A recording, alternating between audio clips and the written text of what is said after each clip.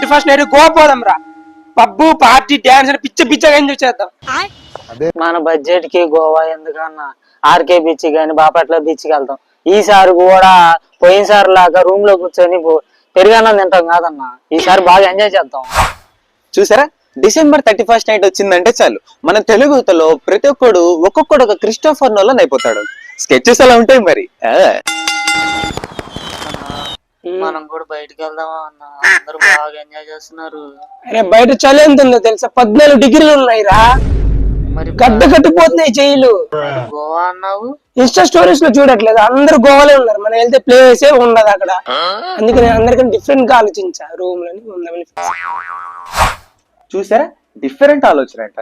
వీళ్ళు బయటికి వెళ్తే పెట్రోల్ ఖర్చు, చల్లగా ఉంటే జలుబు, మెయిన్ మ్యాటర్ ఏంటంటే వీళ్ళకి జీ బల్బు.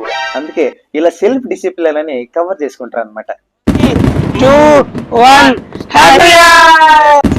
పడుకోపోయి రేపు నేను జిమ్కి వెళ్ళాలి. రేపు నుంచి స్టార్ట్ చెప్తే సాటర్డే సండే ఎందుకు, మండే నుంచి స్టార్ట్ చేద్దాం. మండే నుంచి చూద్దాం అనే మాట ఏదైతే ఉందో అది మన తెలుగు యువతలో చాలా గొప్ప ఆనిమిత్యం లాంటిది. Anyway, happy new year guys. ఇంట్లో ఉన్న బయట ఉన్న ప్లాన్స్ ఉన్నా లేకపోయినా ఎంజాయ్ చేసేయండి. ఓకే.